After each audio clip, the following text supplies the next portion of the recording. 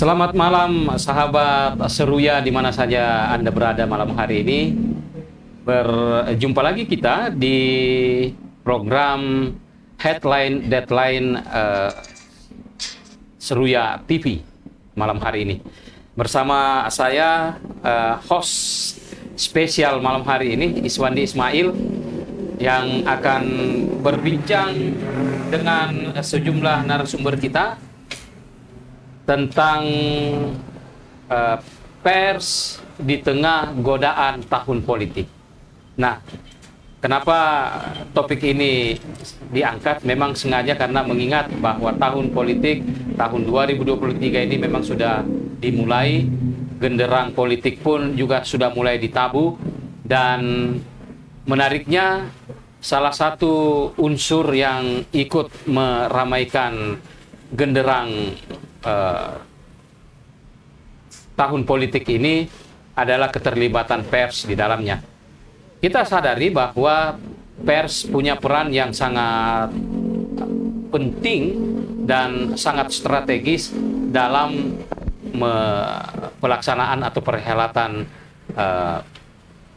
pemilu, khususnya pada pemilu 2024 mendatang. Nah, bersama saya malam hari ini sudah hadir sejumlah narasumber. Yang pertama saya perkenalkan dulu di samping kiri saya, Ketua Bawaslu Kota Palopo, Asbudi Dwi Saputra. Selamat malam, Pak Asbudi. Selamat malam. Ya, kemudian di depan beliau ada Ketua SMSI Kota Palopo,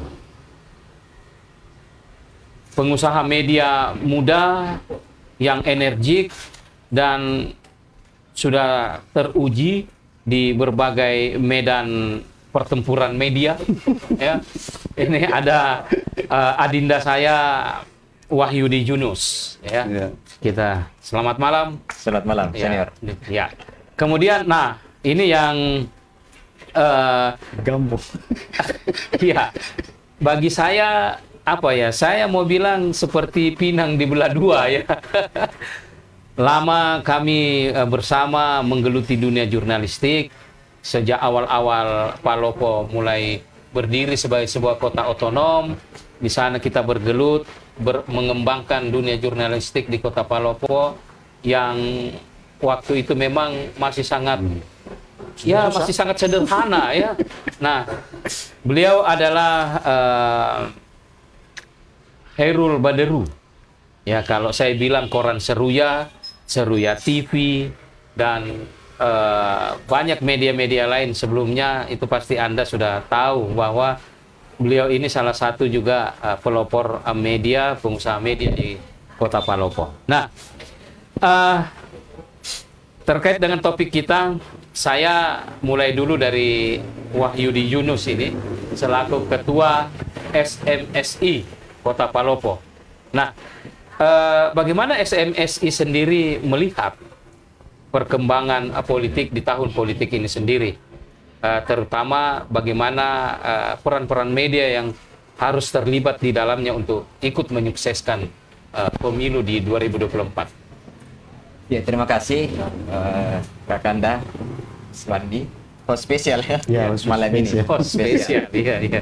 Yang pertama saya ingin mengucapkan selamat Hari Pers Nasional yang bertepatan dengan hari ini 9 Februari 2023.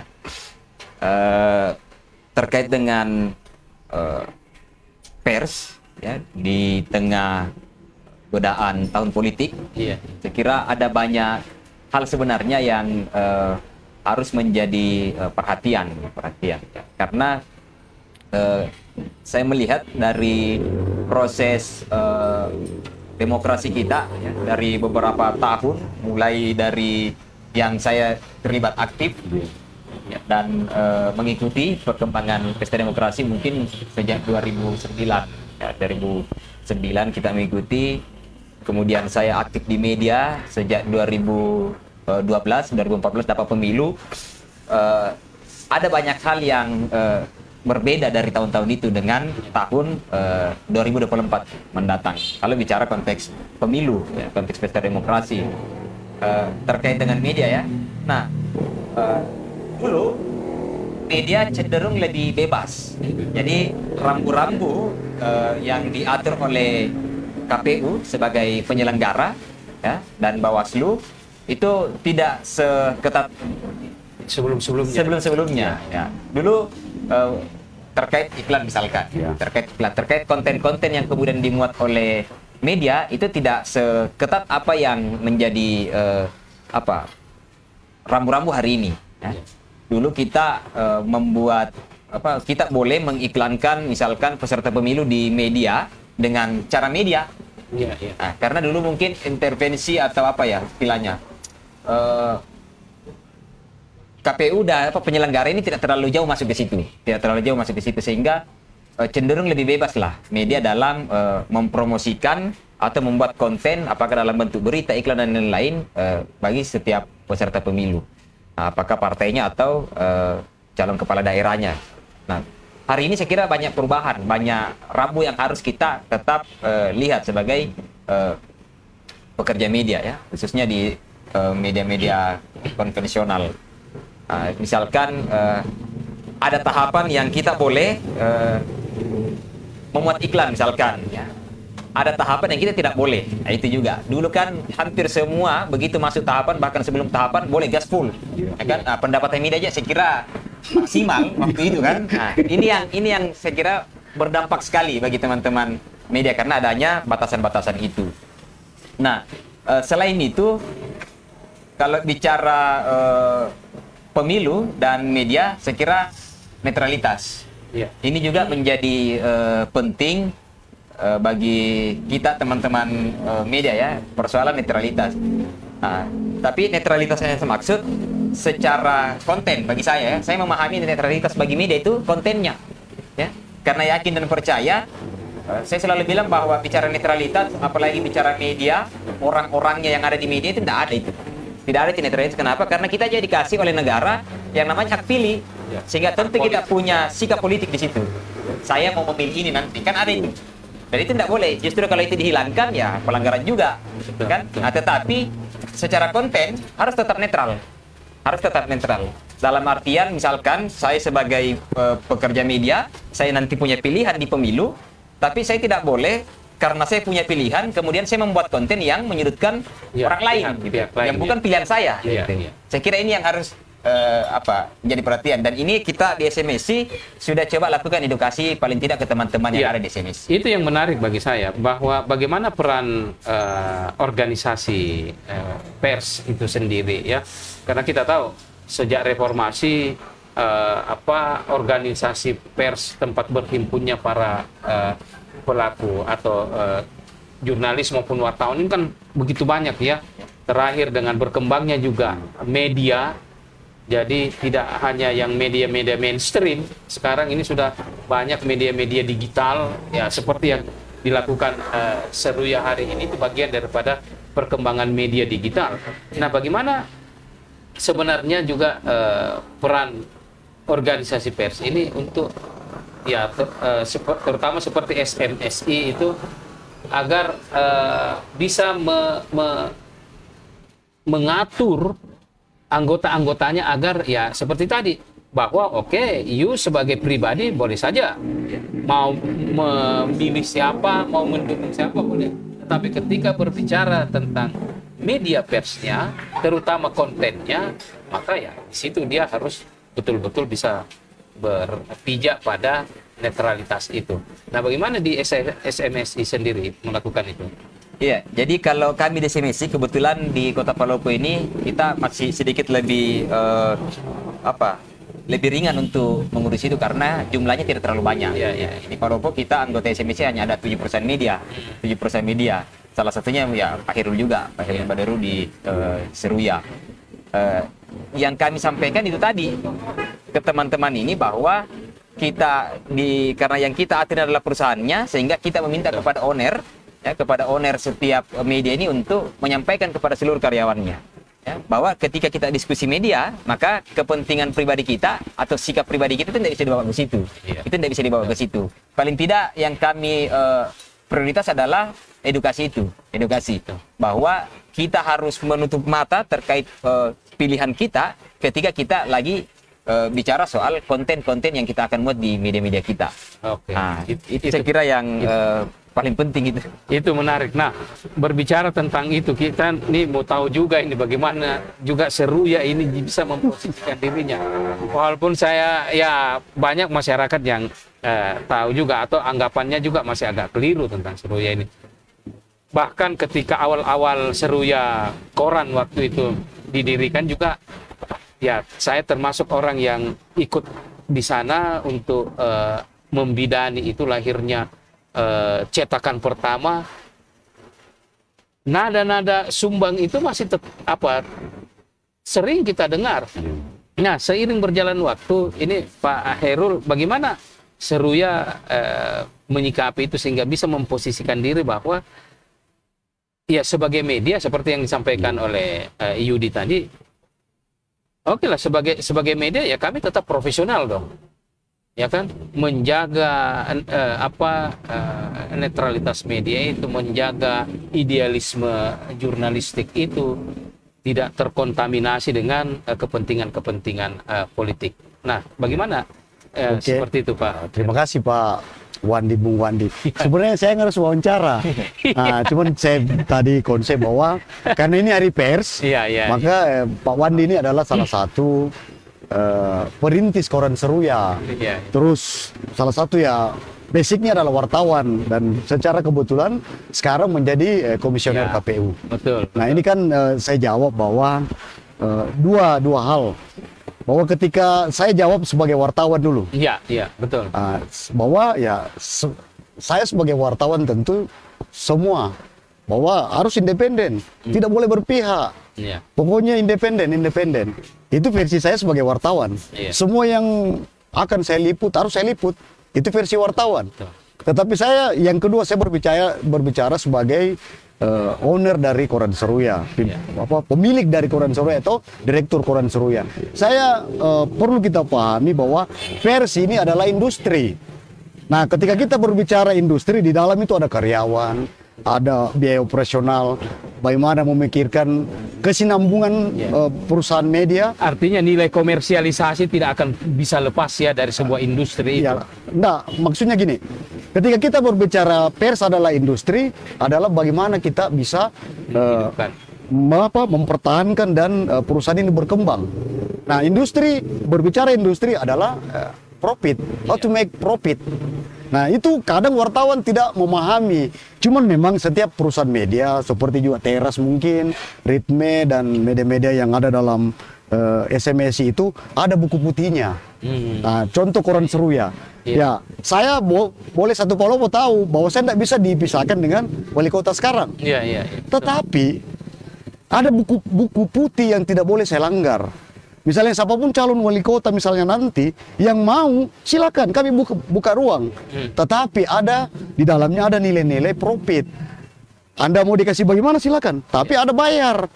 Makanya ada kolom yang dinamakan advertorial iklan. Nah, seperti itu. Kami tidak menutup ruang. Silakan. Caleg-caleg manapun, ya, termasuk mungkin di Teras, silakan Ki. Tetapi ya mesti dipaham bahwa pers itu adalah industri. Di dalam ada karyawan, di dalam ada anunya. Bagaimana kita memikirkan. Wartawan memang tidak pikir itu. Yang penting dihantam. Saya seperti itu konsepnya. Nah, ini yang perlu saya jelaskan bahwa saya berbicara dalam tataran pemilik media. Bahwa ya bagaimana saya mempertahankan usahaku tanpa mencederai semua kepentingan. Cuma memang ada buku putih itu mengatur Anda mau dikasih bagaimana, ada pilihan-pilihan, silakan beriklan, advertorial. Misalnya Anda mau satu halaman, ini bayarannya, ini nilainya. Anda mau setengah halaman, ini nilainya. Seperti itu, ada aturan. Saya kira seperti itu. Betul. Baik. Nah, sahabat Seruya, bahwa acara ini spesial diselenggarakan malam hari ini, yaitu headline deadline dalam rangka memperingati Hari Pers Nasional yang jatuh pada hari ini 9 Februari 2023. Banyak hal yang tentu bisa kita gali dari peringatan Hari Pers kali ini. Nah, tentu salah satunya yang kami angkat malam hari ini terkait bagaimana pers di tengah godaan tahun politik. Ya, ini memang tahun politik selalu membawa godaan yang sangat luar biasa. Sebenarnya tidak hanya bagi pers, tetapi bagi penyelenggara pun juga godaannya makin hari makin luar biasa. Nah, terkait hal-hal seperti ini, ya bagaimana mengukur kerja-kerja pers dalam penyelenggaraan pemilu ke depan ini, tentu seperti tadi yang dikatakan bahwa ada rambu-rambu yang harus diikuti oleh pers. Tidak semau-maunya seperti itu, tetap harus mengikuti koridor-koridor itu. Nah, bersama kita juga malam hari ini Ketua Bawaslu Kota Palopo, Asbudi Dwi Swaputra, kita akan coba menggali sebenarnya bagaimana nanti Bawaslu dalam melakukan pengawasan, karena memang media ini juga salah satu media yang nanti akan digunakan oleh para kontestan pemilu untuk mensosialisasikan diri mereka, bahkan untuk meraup suara dan lain sebagainya. Dan tentu di sana akan ada peluang-peluang terjadinya ya pelanggaran-pelanggaran juga yang mungkin sebenarnya tidak disadari oleh teman-teman media. Bukan karena tahu bahwa ini pelanggaran, kalau itu kan sama saja juga menggali lubang kubur sendiri kan. Tetapi saya yakin, nah ini bagaimana setidaknya di awal kita bisa juga berkolaborasi dengan media, bahwa selain perannya yang sangat strategis dalam membantu menyukseskan pemilu, juga mengawasi pelaksanaan pemilu, tapi di sisi lain pers ini juga tidak salah dalam melangkah. Silakan Pak Asbudi. Baik, yang pertama tentunya saya ucapkan secara pribadi maupun lembaga pada insan pers yang hari ini berulang tahun. Tentunya independensi dari pers itu merupakan salah satu tonggak demokrasi yang ada di Indonesia, termasuk juga di Kota Palopo. Pada malam hari ini tentunya Bawaslu sangat berterima kasih diberikan ruang untuk menyampaikan ya rambu-rambu seperti yang disampaikan tadi oleh saudara Kandawan Ismail, ataukah pencegahan-pencegahan yang dapat dilakukan. Ya, jika malam ini saya melakukan tugas pengawasan, ini agak berat karena di hadapan saya ada 3 insan pers. Jadi saya harus membagi diri, memposisikan supaya semuanya bisa terawasi. Ya. Pertama, berbicara mengenai insan pers itu sendiri. Kami sebagai penyelenggara pemilu tidak menghormati ada namanya Dewan Pers. Ya. Jadi ketika kita memanggil ya insan pers itu atau menjadikan dia sebagai terlapor, tentunya kami akan bersurat dulu ke insan pers. Ketika ada balasan surat, baru kita lakukan tindak lanjut. Tetapi kalau sebagai saksi ya tidak masalah. Tetapi kalau menempatkan dia sebagai terlapor, itu harus ada persuratan dari dari Dewan Pers. Saya kira itu ya. Baik, sahabat Seruya, makin seru saja perbincangan kita malam hari ini. Bagaimana pers menempatkan diri di tengah godaan tahun politik yang memang makin hari ke depan ini godaan itu akan semakin kuat. Nah, godaan-godaan apa saja sebenarnya yang bisa mendatangi kalangan pers ini? Ya, apakah hanya sekedar bahwa digoda untuk menjadi caleg atau digoda untuk hal-hal yang lainnya? Nah, ini kita akan bahas lebih jauh di headline deadline ini. Dan Saya ke Dinda Yudi lagi nih, Wahyudi. Selama ini dari pengamatan yang dilakukan, sebenarnya apa sih godaan-godaan terhadap pers itu sendiri ketika tahun politik ini sudah mulai masuk? Ya. Ya, sebenarnya kalau bicara godaan bagi kami di industri media, tentu yang paling besar adalah godaan iklan sih sebenarnya. Ya, itu tadi yang saya bilang, godaan itu ya, godaan. Kenapa? Tadi sudah dijelaskan juga sama owner Seruya. Yang namanya kita ini pengusaha media, tentu kita diskusinya bagaimana bisa menjaga keberlangsungan pers. Dan itu juga ada di Undang-Undang Pers. Nah, perusahaan pers yang diperbolehkan untuk beroperasi adalah perusahaan pers yang bisa menjaga keberlangsungannya. Yang dimaksud keberlangsungan ini ya bagaimana operasionalnya bisa tetap terjaga, bagaimana bisa mensejahterakan karyawannya dan lain-lain.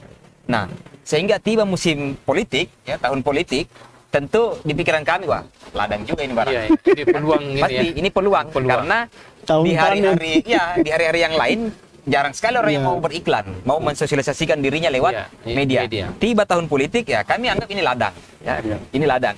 Cuman di sisi lain memang itu tadi saya kira juga Dewan Pers sudah ada MOU juga dengan Bawaslu terkait rambu-rambu yang harus tetap kita jaga dalam rangka mewujudkan pemilu yang berkualitas saya kira. Nah, cuman bagi kami kalau di Palopo ini kami juga saya kira butuh masukan ya, butuh sharing-sharing juga dengan Bawaslu terkait apa-apa saja item-item yang kira-kira dianggap sebagai pelanggaran oleh media. Nah itu juga saya kira perlu kita secara bersama menafsirkan itu, karena kalau kami juga diserahkan itu, kami pasti punya tafsiran sendiri gitu ya. Jangan sampai takutnya satu hal yang dibahas tapi kita masing-masing punya tafsiran. Kami anggap ini bukan pelanggaran ini. Nah, ini pelanggaran ini bukan kayak gitu. Makanya kami juga berharap itu sih di SMSI khususnya ada ruang-ruang diskusi itu secara spesifik, secara detail bahwa di media ini yang tidak boleh. Misalkan mulai tanggal sekian ini tidak boleh. Ya kan? Kemudian kontennya seperti ini tidak boleh. Misalkan tidak boleh mengajak, tetapi kalau kita misalkan buat berita yang menggambarkan sosok dia, menjelaskan ke publik bahwa dia adalah caleg misalkan, apakah itu melanggar atau tidak? Ini kan juga kami secara spesifik belum memahami. Karena bagi kami yang kami pahami, memberitakan calon legislatif itu juga adalah bagian dari mendukung proses pemilu, karena pemilih harus pemilih harus mengenal siapa yang akan dia pilih nantinya.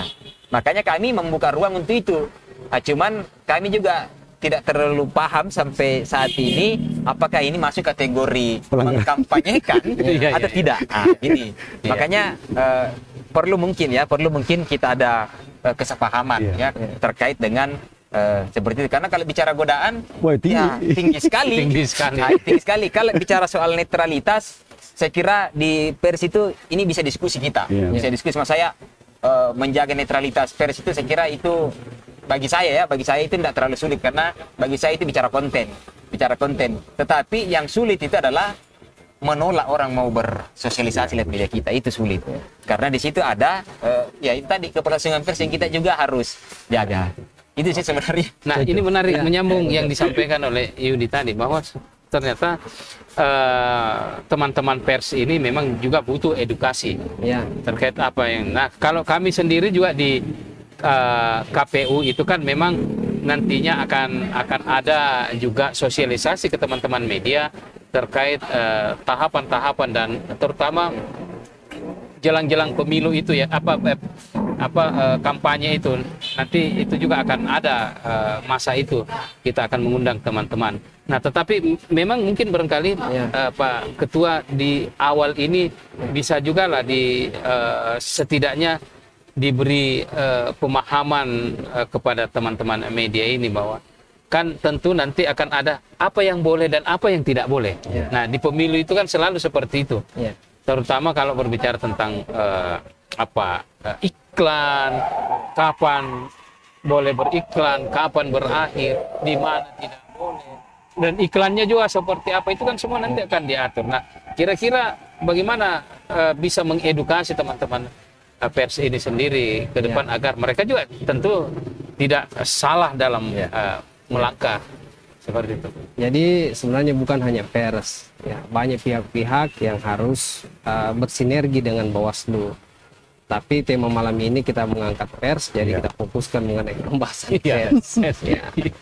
Jadi sebenarnya pers ini merupakan mitra yang sangat strategis di Bawaslu. Ya, hampir setiap tahun di RK anggaran kami itu menitipkan untuk melibatkan pers dalam kegiatan sosialisasi. Ya.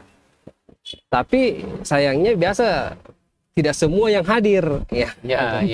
Jadi yang hadir saja ini tolong disampaikan juga ke teman-teman, ke grup yang tidak sempat hadir ya pada kesempatan itu. Mana ada juga yang biasa hadir hanya sekedar hadir. Ya. Tidak memaknai apa sebenarnya yang dihadiri. Ya. Justru pers ini sebenarnya banyak-banyak laporan yang masuk ke Bawaslu itu dari pers. Apakah murni karena keinginannya atau saling baku lapor? Ya. Jadi tapi kami mengapresiasi. Artinya karena keterbatasannya kami, apalagi kami cuma 1 orang per kelurahan, di kecamatan 3 orang itu pun tidak setiap saat bisa mobile. Pers yang begitu leluasanya, mobile, mobilitas pers itu menginformasikan ke kita. Dan kami lakukan penelusuran dan sampai ke tindak pidana pemilu ada salah satu. Memang upaya-upaya itu sedang kami galakkan. Untuk di awal penyampaian ini bahwa ketika melakukan pemberitaan itu dibolehkan. Saat ini tahapan ini dibolehkan melakukan pemberitaan bakal caleg dan seterusnya itu diperbolehkan. Asal jangan mengarahkan untuk memilih yang bersangkutan karena belum masa kampanye, masih masa sosialisasi. Dalam masa kampanye juga terbagi 2 lagi. Ketika masa kampanye yang secara umum seperti masa kampanye terbatas, kampanye penyebaran baliho dan seterusnya bisa diliput, kegiatannya bisa diliput. Tapi lagi-lagi tidak boleh mengajak. Nanti kalau sudah 21 hari sebelum hari tenang itu boleh. Bahkan di iklan ada coblos ki, pilih ki, keluarga tak dan seterusnya, kata-kata yang mengajak pokoknya yang mempengaruhi. Yang mempengaruhi silakan. Silakan di 21 hari tadi itu. Tapi setelah itu masuk masa tenang ya kita batasi lagi. Misalnya ada kegiatan di panti asuhan misalnya, tidak apa-apa kita liput kegiatan, tapi kita tidak bisa mengajak bahwa ini adalah calon yang terbaik. Sampaikan saja bahwa si A ini datang memberikan bantuan ke ini, karena nanti unsur citra diri itu nanti pada saat tahapan kampanye ada masanya. Citra diri itu rawan sekali juga. Jadi biar hanya simbol-simbol tangan dan seterusnya termasuk citra diri. Tapi sekarang masih boleh karena ini kan masih sosialisasi. Makanya kami penyelenggara kalau sudah masuk masa kampanye tangan ini biasa lebih baik diborgol. Karena kadang tidak sadar berfoto selfie ternyata wah itu simbol dari salah satu calon. Nah, baik. Ini kalau berbicara godaan saya sangat paham. Pak Hairul ini orang yang terus terang juga agak susah menolak godaan. Tinggi godaannya. Nah, Pak Hairul, saya juga dengar-dengar bahwa sebenarnya Anda juga ini di beberapa waktu terakhir ini setelah masa tahapan pemilu ini sudah mulai berjalan, saya dapat kabar juga bahwa ada beberapa parpol atau pihak yang coba mendekati, merayu-merayu lah untuk bisa bergabung dengan partai politik, apakah itu sebagai caleg atau adalah inilah yang saya maksud dalam bentuk-bentuk godaan yang sepertinya agak sulit untuk dihindari ya, karena memang waktunya sekarang orang saling menggoda sekarang, seperti yang disampaikan oleh Pak Asmuni bahwa nanti ketika kampanye itu kan intinya di situ saling menggoda orang. Bagaimana siapa yang paling bagus godaannya dalam tanda petik, dan dia kemungkinan yang akan banyak mendapat simpati dari pemilih ya. Nah, apakah betul isu-isu itu bahwa Pak Hairul ini ya mulai digoda-goda itu untuk ikut dalam politik praktis di pemilu ini. Oke, terima kasih. Memang ada yang ngajak saya caleg. Saya terbuka. Iya. Tetapi saya sudah pernah jadi caleg tahun 2009. 2009, pemilu 2009.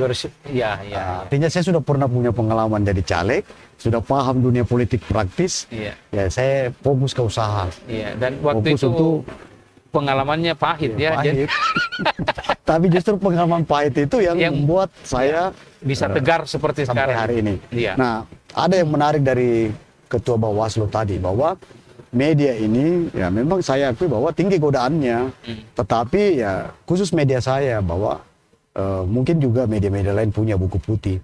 Nah, khusus di Seru ya menghadapi tahun politik ini agar kita tidak terlalu larut dengan godaan itu. Pertama, siapapun yang maju caleg itu tidak boleh kita beritakan black campaign-nya. Iya. Kalau misalnya dia pernah terlibat kasus ini, tidak boleh.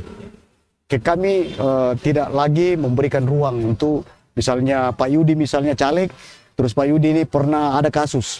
Itu tidak kami untuk beritakan dalam rangka menciptakan pemilu yang berkualitas, damai dan tidak anu. Kemudian juga kami tidak mau misalnya ada calon kepala daerah misalnya yang lagi berproses di penegak hukum, kami tidak akan beritakan apapun itu.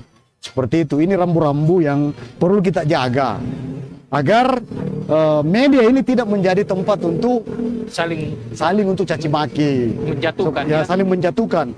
Justru kita mau misalnya ada caleg yang berprestasi, silakan kita datang, kami wawancara, bisa lewat koran cetak, website, kemudian TV, siaran TV, siaran TV. Dan nanti mungkin Pak Ketua SMIs jelaskan bahwa media-media sekarang ini Pak Ketua juga, Pak Wandi sebagai komisioner, ketat bahwa media yang tidak terverifikasi Dewan Pers itu sebenarnya tidak bisa mengumumkan apapun dari KPU penyelenggara, termasuk dari Bawaslu. Itu ada komitmen bahwa media-media yang tidak terverifikasi faktual menjadi temuan kalau KPU mengumumkan apapun di situ. Ini juga bagian daripada BPK bangsa ini mengatur dengan KPU supaya media ini jauh dari godaan gitu. Kasih dia ruang. Tetapi syaratnya media itu harus terverifikasi. Atau bagaimana Pak Ketua? Ya, jadi bagaimana dengan yang media-media yang tidak terverifikasi faktual? faktual. Tidak terverifikasi itu. Ya, jadi saya harus berhati-hati kalau diskusi soal ini, karena harus kita akui di Luraya ini dari sekian ratus mungkin media yang ada, itu hanya ada 7 yang terverifikasi oleh Dewan Pers secara faktual. Jadi kantor-kantornya pernah dikunjungi oleh Dewan Pers, langsung anggota Dewan Pers. Memang dari kalau kita di SMSI sudah menekankan itu. Kami anggota SMSI yang ada hari ini semua terverifikasi Dewan Pers. Kemudian kami juga membuka ruang kepada teman-teman yang belum terverifikasi untuk menjadi anggota binaan. Jadi anggota binaan maksudnya ini kami bertugas di SMSI bagaimana menuntun mereka untuk segera terverifikasi Dewan Pers. Itu yang kami lakukan. Bahkan kemarin kita lagi buka rekrutmen ini, calon anggota SMSI yang mau bergabung untuk jadi anggota binaan, yang selanjutnya kita akan tuntun bagaimana supaya terverifikasi oleh Dewan Pers secara administrasi maupun secara faktual. Nah, ini juga memang kenapa verifikasi ini penting, karena itu tadi salah satunya bagaimana agar media ini tidak menjadi apa ya istilahnya ya, orang bilang tempatnya apa, jadi alat untuk menghajar, biasanya begitu ya, jadi menghajar siapapun yang dia tidak suka misalkan itu.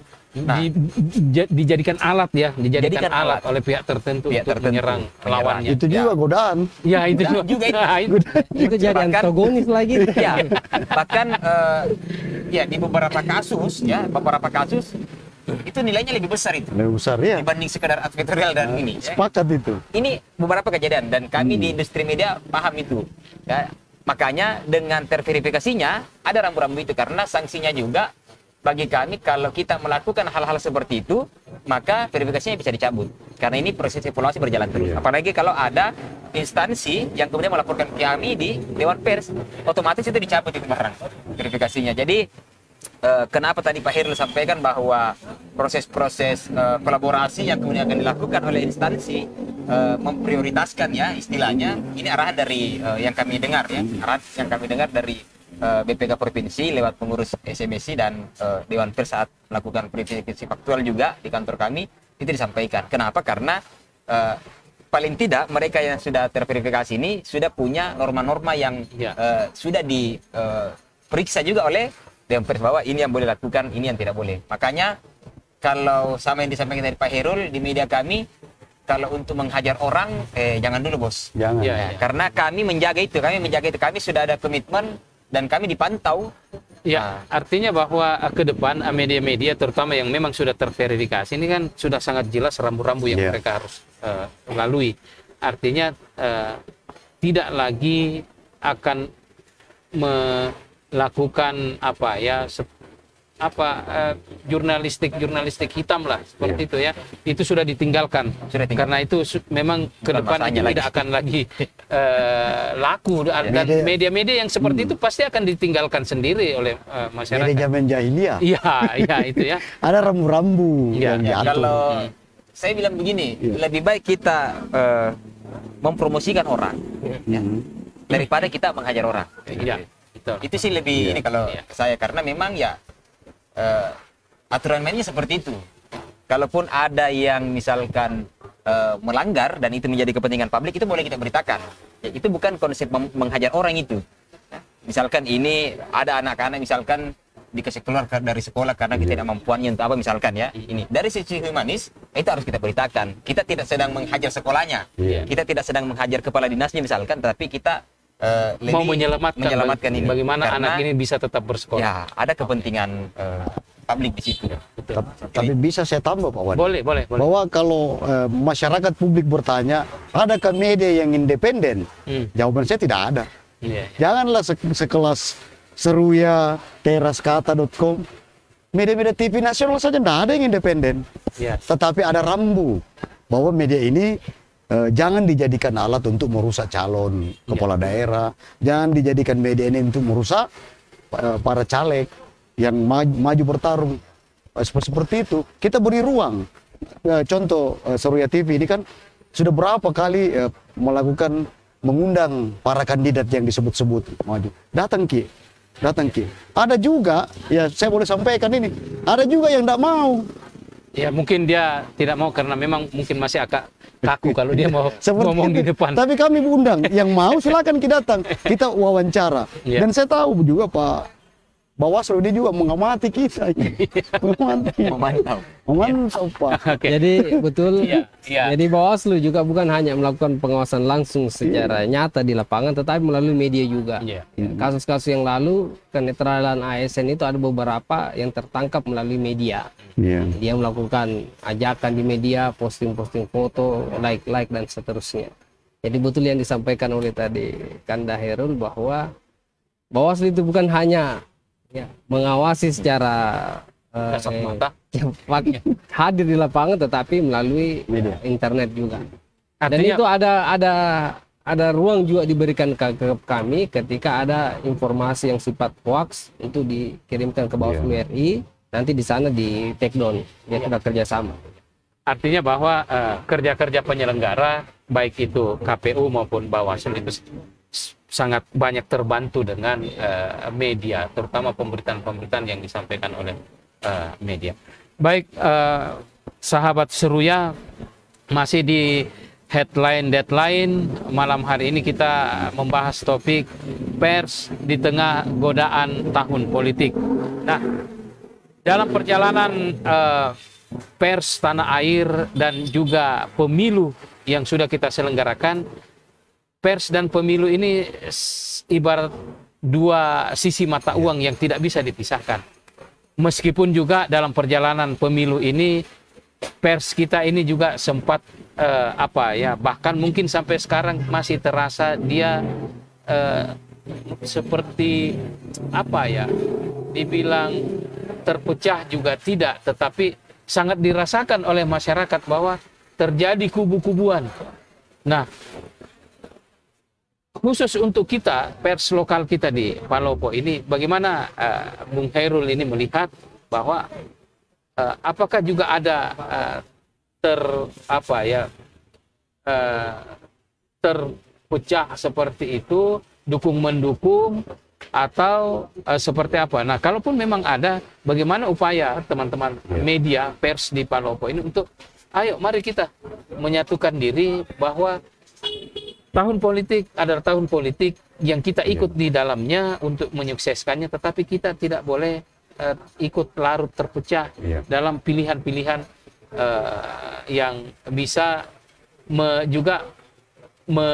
membuat citra pers kita ini juga tidak baik di masyarakat. Nah, bagaimana itu? Ini kan seperti kita ketahui Pak Wandi, bahwa pers ini bagian daripada pilar demokrasi. Iya. Sukses tidaknya pesta demokrasi, apakah pemilu, pilkada, itu juga bagian daripada tugas pers. Nah, pertanyaan tadi bahwa ya mungkin secara profesi sebenarnya enggak ke wartawan yang ada di Kota Palopo ini solid sangat solid, apalagi bagi media yang berada di bawah naungannya Pak Yudi ini, SMSI, sangat solid karena ada grup itu di mana setiap ada regulasi disampaikan seperti itu, bahwa ini peanunya seperti bahwa misalnya seru yang melanggar bisa dicabut verifikasi faktualnya. Nah, secara individu mungkin, misalnya saya atau teman-teman yang lain, tetapi pilihan saya misalnya saya suka misalnya figur A, tidak mesti harus saya bawa ke dalam bisnis media saya. Nah, makanya tadi seperti dari awal saya sampaikan bahwa siapapun caleg yang mau diberitakan di Seruya datang Ki. Mungkin di satu halaman datang Ki, ada aturan main. Siapapun nanti misalnya pilkada Palopo misalnya, siapapun datang Ki. Kita mau beriklan, mau Ki dimuat 30 halaman, ada aturan mainnya. Tetapi Seruya tetap melihat regulasi yang ditetapkan oleh penyelenggara, dalam hal ini Bawaslu. Karena sebenarnya begini, ketika misalnya saya melanggar itu, bukan sebenarnya Seruya yang rusak atau media lain yang rusak, tapi pers secara bukan, calon itu sendiri yang bisa didis. Bagaimana Pak Ketua? Iya, bukan media, kita hanya sekedar saya bisnis bro.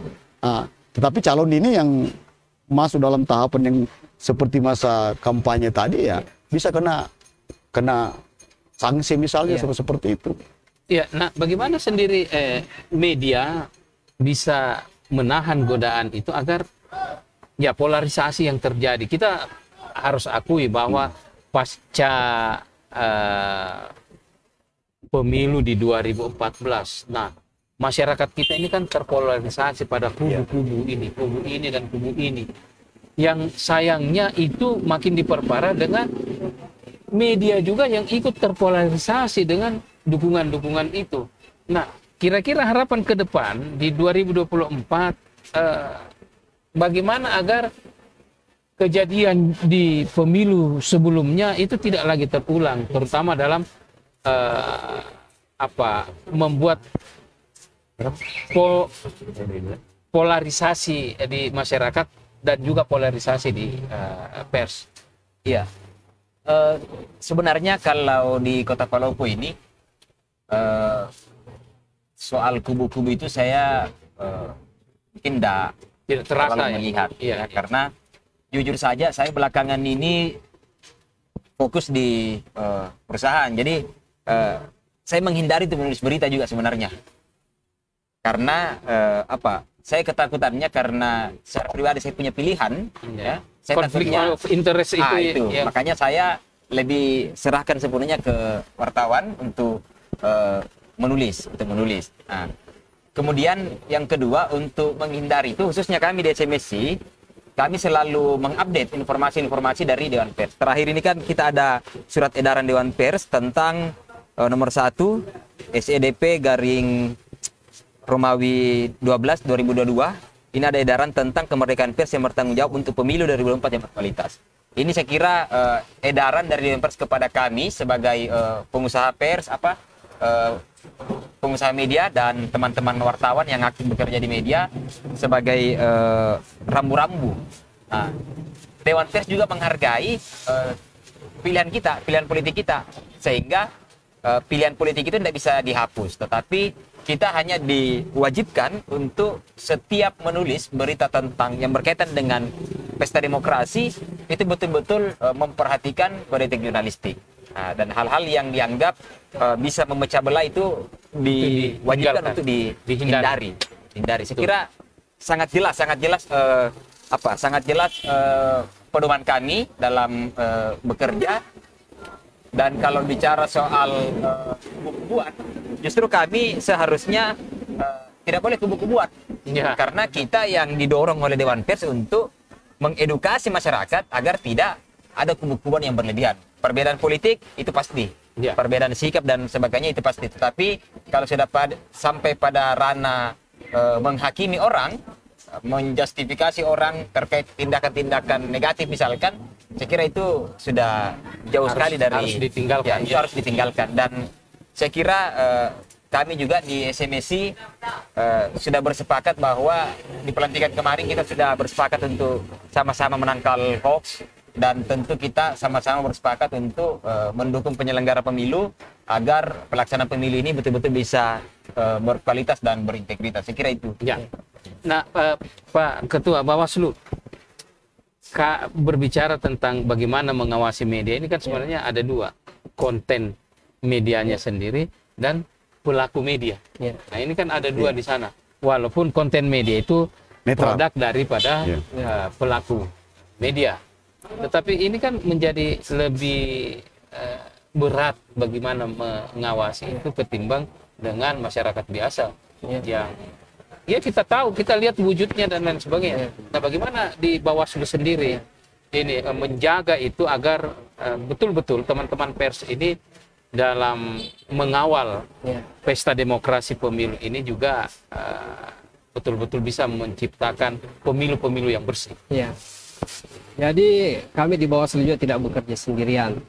Jika ada hal-hal yang terkait pers, tentunya kami mengundang ahli dari pers. Yang lalu pada kasus yang lalu pemilu 2019 kami mengundang Pak Dr. Aswar Hasan, yang menyampaikan lebih banyak mengenai jurnalis. Itulah menjadi patokan kita, menyampaikan juga ke rekan-rekan pers di lapangan apa-apa dari perspektif dari senior-senior ceritanya ini, senior-senior yang telah lama bergeluti bidang pers. Tentunya Bawaslu tidak bekerja sendiri.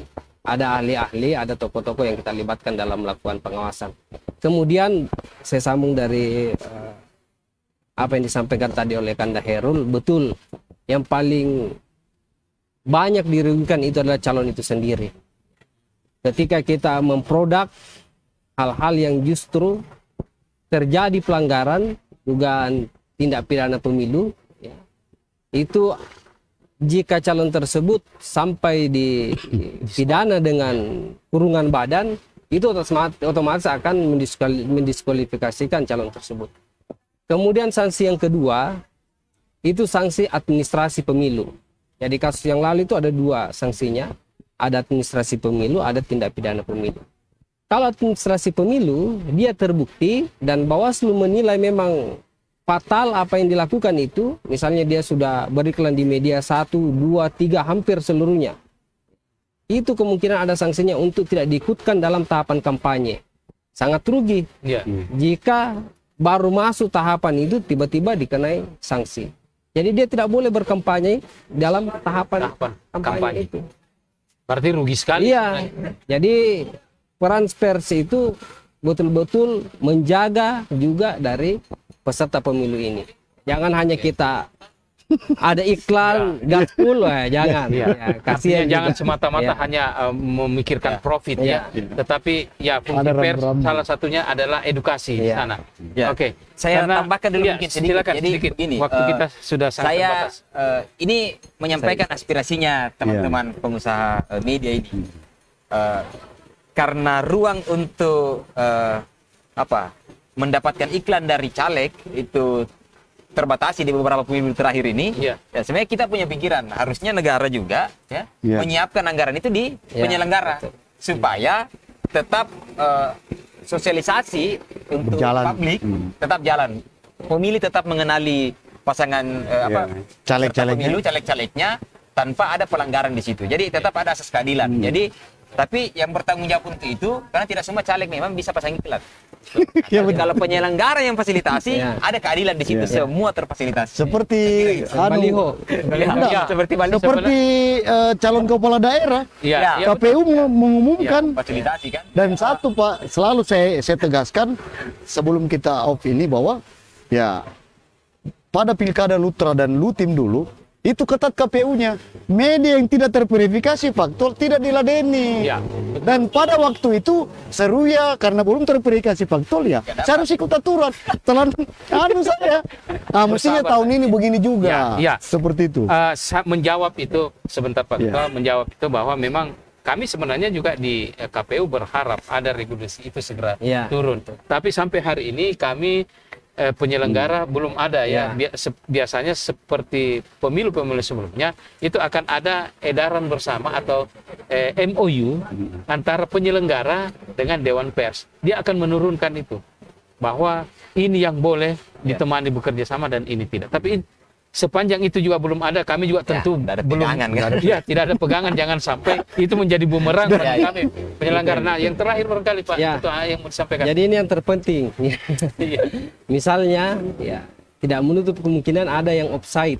Nah, Tentunya Bawaslu akan mengedepankan fungsi pencegahan. Jika ada offside, Bawaslu temukan, kita berikan saran perbaikan untuk segera misalnya men-take down, menghapus dan seterusnya. Ketika tidak dilaksanakan, otomatis kami akan langsung melakukan penindakan. Itu kalau Bawaslu yang temukan. Tetapi berbeda kalau laporan. Kalau laporan tidak ada pencegahan, langsung penindakan. Karena kita melayani nih dari apa yang disampaikan oleh masyarakat. Tetapi kalau temuan Bawaslu, jelas ada upaya pencegahan dulu. Oke. Baik, itu masih banyak sebenarnya yang bisa kita perbincangkan di Hari Pers Nasional ini, terutama terkait tema kita malam hari ini yaitu tentang pers di tengah godaan tahun politik di acara headline deadline. Namun sayang sekali waktu yang membatasi kita. Saya tidak akan menyimpulkan apa hasil pembicaraan kita malam hari ini. Saya kira sahabat Seruya semua sudah tahu kemana arahnya dan yang jelas bahwa kita semua punya kewajiban untuk menyukseskan pemilu ini dengan porsi kita masing-masing.